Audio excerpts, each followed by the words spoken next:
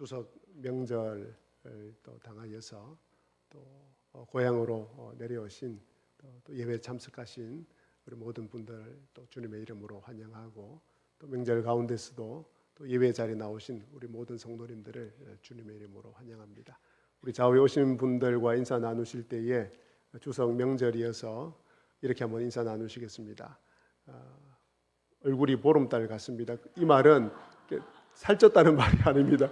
오해하지 마시고 바라보시면서 얼굴이 보름달 같습니다. 그렇게 한번 인사하겠습니다. 예, 얼굴이 보름달 같습니다. 좀 뭐 이상합니까? 예, 그만큼 좋다는 건데. 예. 두 가지 이야기를 하겠습니다. 하나는 하나님의 영광에 관한 것입니다. 구원은 위대한 일입니다. 구원은 모든 죄를 용서받는 일입니다. 구원은 하나님이 내 아버지가 되는 일입니다. 구원은 내가 하나님의 자녀가 되는 일입니다. 구원은 영원한 천국에 들어가는 일입니다. 구원은 하나님이 내 주인이 되는 일입니다.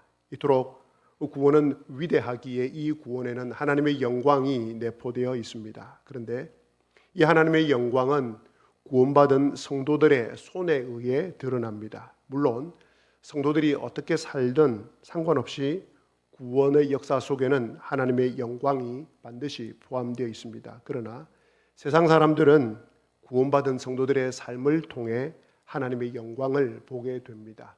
만일 성도가 구원받았다고 하면서 하나님의 자녀라고 하면서 하나님이 자신의 주인이라고 하면서 여전히 세상 사람들과 똑같이 살아간다면 사람들은 복음을 듣지 않으려고 할 것입니다. 복음을 비난할 것입니다. 복음에서 돌아설 것입니다. 하나님의 영광이 나타나지 못할 것입니다. 또 하나는 복에 관한 것입니다.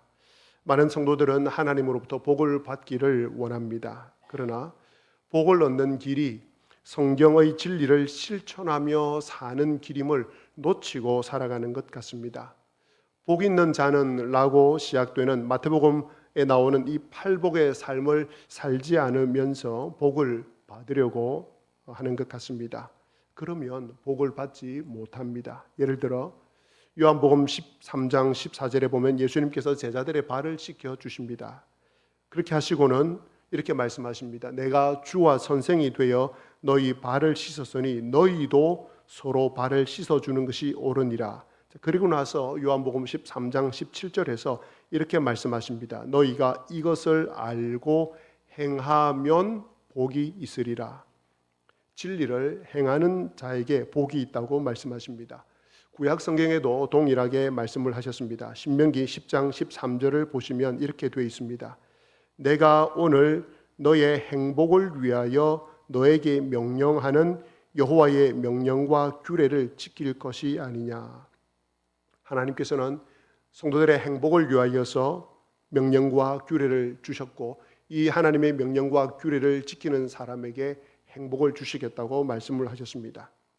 행복은 하나님께서 주신 명령과 규례를 실천할 때 찾아옵니다. 행복을 인생의 목표로, 삶의 목표로 삼지 마시기 바랍니다. 성경은 어느 한 곳이라도 행복이 우리의 삶의 목표요, 목적이라고 말하지 않습니다. 오늘 신명기 말씀을 따라서 볼 때에 행복은 하나님의 말씀과 계명을 지킬 때 따라오는 것입니다. 그래서 J.I. 패크 목사님은 행복은 거룩의 부산물이다라고 표현을 하고 있습니다. 로마서 1장에서 11장은 기독교 교리의 이론편이요 교리편입니다. 그리고 12장부터는 실천편입니다. 교리를 기초로 한 실천편입니다. 1장에서 11장에 나오는 교리편은 매우 중요합니다. 이론편은 매우 중요합니다. 그러나 이론만 있는 기독교는 아무런 쓸모가 없습니다. 성도들 서로에게도 그렇고 안 믿는 사람들에게는 특히 아무런 영향을 미치지 못합니다. 성경 지식만 많고 실천적 삶이 따르지 않는 성도는 오히려 기독교의 해가 됩니다. 말뿐인 성도를 좋아할 사람은 아무도 없습니다. 하나님도 좋아하지 않습니다. 이웃에게, 가족들에게, 친지들에게 좋은 평판을 받지 못하는 성도는 하나님에게서도 좋은 평판을 받지 못할 것입니다. 추석 명절입니다. 가족들과 친지들이 다 모일 것입니다. 그럴 때 믿는 친지들이든지 안 믿는 친지들이든지 여러분을 만나러 내려오는 것을 만약 기뻐하지 않는다면, 또 여러분이 오는 것을 기뻐하지 않는다면 여러분은 그리스도인으로서 잘못 사신 것입니다. 그런 성도는 하나님의 영광을 가릴 뿐 아니라 하나님께서 주시는 행복도 맛보지 못합니다. 그렇다면 여러분을 통하여서 하나님의 영광이 드러나려면, 여러분의 삶에 하나님의 복이 임하려면 어떤 말씀을 어떻게 구체적으로 실천하며 살아야 하겠습니까? 첫 번째로 오늘 14절에서 하나님께서는 이렇게 말씀하고 있습니다. 너희를 박해하는 자를 축복하라. 축복하고 저주하지 말라. 이 구절을 잘 보시면 성도는 박해를 받게 되어 있다는 것을 알 수 있습니다. 디모데전서 3장 12절에서도 동일한 말씀을 하고 있습니다. 무릇 그리스도 예수 안에서 경건하게 살고자 하는 자는 핍박을 받으리라. 성도는 어떤 형태로든지 박해를 받게 되어 있습니다. 왜 그렇습니까? 그리스도인이기 때문입니다. 세상과 다른 방식으로 사는 사람이기 때문에 그렇습니다. 새로운 성품으로 사람과 세상을 대하기 때문입니다. 그래서 세상은 성도를 싫어합니다. 여러 모양으로 박해를 합니다. 자, 여기에 대해 성도는 어떻게 대응을 해야 되겠습니까? 너희를 핍박하는 자를 축복하라. 축복하고 저주하지 말라고 말씀합니다. 하나님께서 여러분에게 요구하시는 수준을 보시기 바랍니다. 성도는 자신이 핍박을 당할 때, 고난을 당할 때, 다른 사람들로부터 어려움을 당할 때 참아내는 것만으로도 충분하다. 안갚음하지 않는 것으로 충분하다라고 말하지 말라고 합니다. 어떻게 하라고 합니까? 자신을 핍박하는 사람들을 축복하라고 합니다. 그들을 위해 기도하라고 합니다. 하나님에게 그들에 대해 이야기할 때 좋게 말하라고 합니다. 그들에게 저주를 내려달라고 기도하지 말라고 합니다. 그들을 하나님의 자비로우심으로 다루어 달라고, 그들에게 하나님의 자비와 긍휼을 베풀어 달라고 기도하라고 합니다. 이것은 정말 어렵고 힘든 일입니다. 저도 잘 못합니다. 그래서 참 이런 말씀 드리기가 망설여집니다. 그러나 성도라면 그렇게 해야 합니다. 왜 그렇게 해야 합니까? 그렇게 할 때 세상은 여러분을 보고 하나님의 영광을 봅니다. 그리고 하나님께 영광을 돌리게 됩니다. 그런 여러분을 보고 한 영혼 한 영혼이 구원을 받게 됩니다. 그러면 어떻게 하면 핍박하는 자를 저주하지 않고 축복할 수 있겠습니까? 먼저 여러분이 하나님께 어떤 존재였는지를 생각해 보시기를 바랍니다. 저와 여러분은 하나님 앞에 죄인이었습니다. 하나님과 원수된 자였습니다. 그런 여러분을 하나님께서 어떻게 대하셨습니까? 안갚음하셨습니까? 보복하셨습니까? 저주하셨습니까? 그렇지 않았습니다. 오히려 하나님께서는 여러분을 구원하시기 위해 예수님을 십자가에 못 박아 죽이셨습니다. 만일 하나님께서 저와 여러분을 이렇게 대하지 않았다면 저와 여러분은 어떻게 되었겠습니까? 또 하나는 여러분을 핍박하는 사람들을 바라보는 관점이 바뀌어야 하겠습니다. 여러분을 핍박하는 사람들은 사단의 도구가 되어 있는 사람들입니다. 마귀의 노예입니다. 자신이 그렇게 마귀에게 이용당하는 것을 알지 못합니다. 그들은 불쌍한 사람들입니다. 영원한 멸망에 처하게 될 사람들입니다. 그렇다면 그들도 여러분처럼 구원을 받아야 하지 않겠습니까?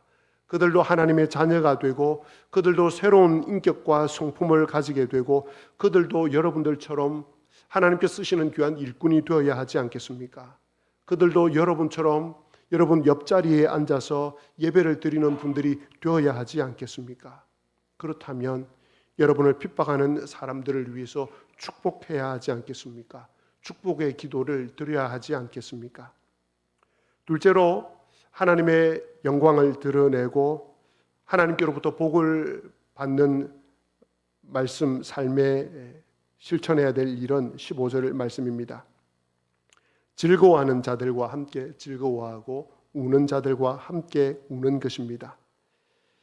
대체로 우는 자들과 함께 우는 것은 조금 잘하기도 하고 조금 쉽기도 합니다. 물론 이것도 그리 쉽지는 않습니다. 우는 사람이 누구냐 하는 것에 따라서 달라집니다. 평소 내가 좋아하던 사람이 슬픔을 당하면 우는 일이 좀 쉽습니다. 그러나 별로 사이가 안 좋거나 나를 정말 힘들게 한 사람이 어려움을 당하면 함께 울어주기가 쉽지 않습니다. 그 토론은 참 안 됐다라고 말은 할 수 있지만 속으로는 고소하다. 잘 됐다. 나를 그렇게 괴롭히더니 벌 받은 거야. 라는 생각이 들 때도 있습니다. 그러나 오늘 하나님께서는 상대방이 누구든 우는 자와 함께 울어주라고 말씀하십니다. 또 즐거워하는 자들과 함께 즐거워하라고 합니다. 이것은 우는 자들과 함께 우는 것보다 더 힘든 것 같습니다. 예를 들면 어떤 사람이 성공을 거두었습니다. 큰 축복을 받았습니다. 제가 로또라는 이야기를 적지는 않았는데 로또 당첨이 되었습니다. 그런데 그 사람이 나와 아주 가까운 사이입니다. 경쟁 관계에 있는 사람입니다. 내가 별로 안 좋아하는 사람입니다. 그러면 배가 아픕니까? 배가 안 아픕니까? 축복해 주고 싶습니까? 축복 안 해주고 싶습니까? 뭐라도 흠집이라도 내고 싶습니까? 우리 속담은 정확하게 이야기하고 있습니다. 사촌이 논을 사면 배가 아프다고 말입니다. 왜 그럴까요? 왜 우리 인간은 이럴까요? 우리 인간 존재 뿌리에 시기심이 자리하고 있기 때문입니다. 왜 시기심이 자리하고 있겠습니까? 하나님께 죄를 지은 아담과 하와 이후로 모든 인간의 마음속에는 내가 중심이어야 되고 내가 주인이어야 되고 내가 왕이어야 되기 때문에 남 잘 되는 것 두고 볼 수 없습니다. 남이 나보다 잘 되는 것. 그래서 대체로 이런 경우에 남이 잘 될 경우에 엄청난 복을 갑자기 받았다고 할 경우에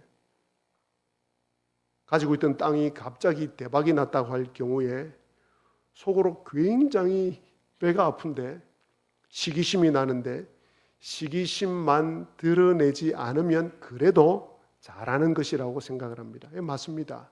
시기심만 드러내지 않는 것 정말 잘하는 일입니다. 그러나 오늘 하나님께서는 그렇게 말씀하지 않습니다. 가까운 사람들, 경쟁 관계에 있는 사람들, 나와 별로 사이가 안 좋은 사람들이 어떤 좋은 일로 인하여서 즐거워하고 기뻐할 때 함께 즐거워하라고 합니다. 그 성공이 마치 나의 성공인 양 함께 즐거워하라고 합니다. 세 번째로 16절 말씀입니다. 서로 마음을 같이하며 높은 데 마음을 두지 말고 도리어 낮은 데 처하며 스스로 지혜 있는 채 하지 말라고 하십니다. 서로 마음을 같이 하라는 것이 무슨 뜻이겠습니까? 고린도전서 1장 10절이 이것을 잘 표현해 주고 있습니다. 형제들아 내가 우리 주 예수 그리스도의 이름으로 너희를 권하노니 모두가 같은 말을 하고 너희 가운데 분쟁이 없이 같은 마음과 같은 뜻으로 온전히 합하라. 이 말씀을 보면 왜 한 마음이 되지 않는다고 합니까? 분쟁 때문입니다. 자신이 옳다고 생각하는 것을 누군가가 건드리고 자신과 다른 주장을 하기 시작하면 서로 분쟁이 생깁니다. 이런 경우 서로 주장하는 것, 옳다고 주장하는 것은 진리 문제이기보다는 대부분이 이렇게 해도 되고 저렇게 해도 되는 문제인 경우가 많습니다. 그런데도 왜 분쟁이 생깁니까? 내 뜻대로, 내 생각대로 되지 않기 때문입니다. 내 주장대로 되지 않기 때문입니다. 그래서 내 뭐가 상하기 때문에 자존심이 상하기 때문입니다. 옳고 그름의 문제가 아니라 내 자존심의 문제입니다.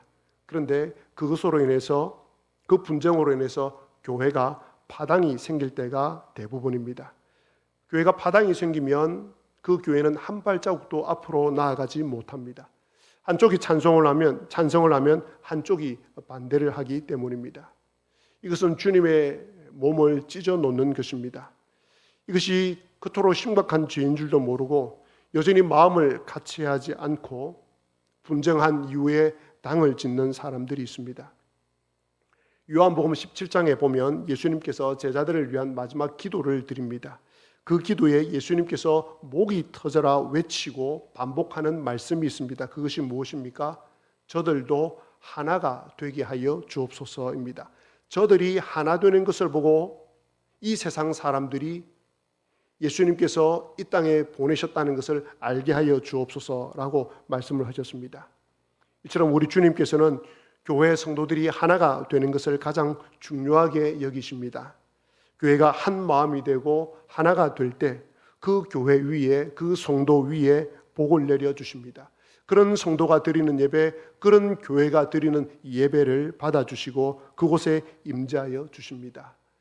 어찌하든지 분쟁하지 마시고 서로 존중하시고 약한 사람일수록 더 귀히 여기시면서 마음을 같이 하시기를 바랍니다. 자, 그런데 성도가 서로 마음을 같이 하는 일에 방해하는 것이 있다고 바울 사도는 말합니다. 16절 중반에 낮은 데 처하지 않고 높은 데에 마음을 두는 것입니다. 높은 데 마음을 둔다는 것은 야망과 야심을 가리킵니다. 야망과 야심이라는 것은 자기 위치, 자기 지위를 벗어나서 필요 이상으로 남의 자리까지 권세를 부리는 태도입니다. 이런 사람의 특징은 모든 일이 자신의 생각대로 뜻대로 되어야 된다고 생각합니다. 자신이 다 관여를 해야 됩니다. 자신의 허락 없이 이루어지는 것에 대해서 분노를 합니다. 다른 사람은 자신보다 못하다고 생각하기 때문입니다. 성경에서 제일 싫어하는 사람입니다. 거만하고 교만한 사람입니다. 이런 사람은 다른 사람들의 말과 권위를 무시합니다. 다른 사람의 권위에 잘 순복하지 않습니다. 민수기 16장에 보면 이런 사람의 대표적인 인물이 나옵니다. 고라와 다단과 아비람이 당을 짓습니다. 왜 당을 짓습니까? 자기들은 성막을 지키는 일을 맡은 사람들입니다. 성막을 지키는 직무를 하다 보니까 제법 백성들 앞에 권위와 권세가 높아졌습니다. 그러자 그 직무에 만족하지 못하고 제사장 자리를 넘보았습니다. 왜 아론만 제사장 하는데 우리는 왜 못하는데? 라고 하면서 제사장 자리를 넘보고 모세와 아론의 권위에 대적을 합니다. 결국 고라와 다단과 아비람은 하나님의 심판을 받습니다. 높은 데 마음을 두었기 때문입니다. 그런데 오늘 바울 사도는 높은 데 마음을 두지 않는 것으로 만족하지 말라고 합니다. 한 걸음 더 나아가라고 합니다. 그것이 무엇입니까? 낮은 데 처하라고 합니다. 우리말 번역은 오늘 본문의 의미를 나타나는데 좀 충분하지 못합니다. 원어를 살펴보면 낮은 데 처하라는 이 단어는, 이 낮은 데라는 단어는 비천한 사람들 혹은 비천한 곳을 가리킵니다. 다시 번역해 보면 비천한 사람들과 함께하라, 비천한 곳에 함께 있으라입니다. 일반적으로 우리 사회에서 높은 데 있는 사람들이 비천한 사람들에게 방문을 합니다. 그리고 그들을 도와줍니다. 그러면 많은 사람들은 그 높은 지위에 있는 사람을 칭찬하고 존경합니다. 그러나 오늘 바울 사도가 말하는 바는 그런 뜻이 아닙니다.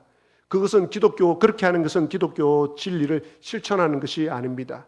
기독교는 그런 수준이 아닙니다. 기독교는 어떤 수준입니까? 비천한 사람들에게 내려가서 시혜를 베풀으라는 것이 아닙니다. 비천한 사람들과 함께 하라는 것입니다. 그들과 하나가 되라고 말씀을 하십니다. 낮은 데 처하라고 할 때 이 처하다라는 동사는, 헬라어 동사는 끌려가다입니다. 그러니까 비천한 사람들이 나를 끌고 다니도록 허락을 하라는 뜻입니다. 그들과 함께 어울리면서 부끄러워하기는커녕 그들과 하나라는 것을 보여주라는 것입니다. 여러분들께서도 잘 아시겠지만 이 일에 탁월한 분이 계십니다. 누구십니까? 예수님이십니다. 사람들이 예수님에 대해서 뭐라고 말합니까? 세리와 죄인들의 친구로다. 우리는 이 문장을 가볍게 여길 수 있습니다. 왜냐하면 그 시대에 살지 않았기 때문에 그렇습니다.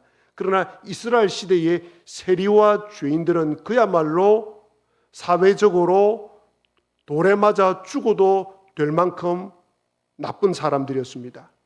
세리와 죄인들 말입니다. 그런데 사람들은 예수님에 대해서 말하기를 세리와 죄인들의 친구로다라고 이야기를 했습니다. 세리와 죄인들의 친구라는 말을 들을 정도면 예수님께서 얼마나 그들과 함께 있고 하나가 되었는지를 알 수 있습니다. 예수님의 방문은 높은 자의 방문이 아니었습니다. 예수님께서 세리와 죄인들의 친구로다 할 때는 높은 자가 베푸는 시혜가 아니었습니다. 정말 그들의 친구였습니다. 그들과 함께 밥을 먹었습니다. 그래서 세리와 죄인들이 예수님께 가까이 나오는 것을 망설이지 않았습니다. 여러분, 우리 스스로에게 한번 자문해 보시기 바랍니다. 나는 내 주변에 이런 비천한 사람들이 나에게 나아오는 것 잘 나아오고 있는가? 나는 주변 사람들로부터 야, 저분은 세리와 죄인들의 친구로다라고 말을 들을 주님처럼 그런 말을 혹시 들어본 적이 있는가? 자문해 보시기를 바랍니다. 사회적으로, 경제적으로, 지식적으로 다른 사람들보다 탁월함에도 불구하고 비천한 사람과 함께하는 사람, 비천한 곳에 가는 사람, 비천한 사람들이 자신을 끌고 다니는 것을 허락하는 사람, 이런 성도를 보고, 이런 사람을 보고 세상 사람들은 하나님의 살아계심을 봅니다. 그리고 하나님께서 이런 사람들을 복 주시기를 원하십니다. 그리고 또 성도가 서로 마음을 같이 하는데 방해가 되는 것이 있습니다. 뭐라고 합니까? 스스로 지혜 있는 채 하는 것이라고 합니다. 이 지혜라는 단어는 아주 훌륭한 단어입니다. 헬러 단어를 풀이해 보면 지적 능력이 있는, 지적으로 훌륭한, 통찰력이 있는, 지각이 있는, 사려 깊은, 총명한, 신중한이라는 단어입니다. 우리 모두는 지혜를 추구해야 합니다. 성경에서도 끊임없이 지혜 있는 자가 되라고 이야기합니다. 지혜의 근원이신 예수님을 닮아가면서 지혜로운 자가 되라고 말씀하십니다. 그런데 서로 마음을 같이 하는데 방해가 되는 것은 지혜 있는 자가 아니라 지혜 있는 채 하는 것이 문제입니다. 이것은 문제가 아니라 죄입니다. 지혜 있는 채 하는 사람은 교만한 사람입니다. 이런 사람은 자신의 지혜에서 나온 것을 가지고 모든 것을 판단하고 모든 사람을 비판합니다. 자신의 지혜에서 나온 것이 옳다고 여기기 때문입니다. 이것은 가정에서부터, 교회에서부터, 직장에서 많이 일어나는 일입니다. 또 지혜 있는 채 하는 사람은 매우 교활합니다. 자신의 실수나 부정을 아주 교묘하게 포장을 잘합니다. 이런 사람과 같이 있으면 공동체가 한 마음이 되겠습니까? 그러면 참 지혜 있는 사람은 어떤 사람입니까? 야고보서 3장 13절과 17절에서 이렇게 말하고 있습니다.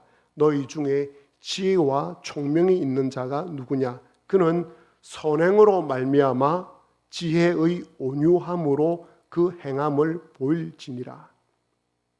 정말 참 지혜자요 참 총명이 있는 자는 선행으로 말미암아 지혜의 온유함, 그 온유한 지혜를 행함으로 나타나 보이라고 이야기합니다. 선행으로 말미암아라고 말입니다.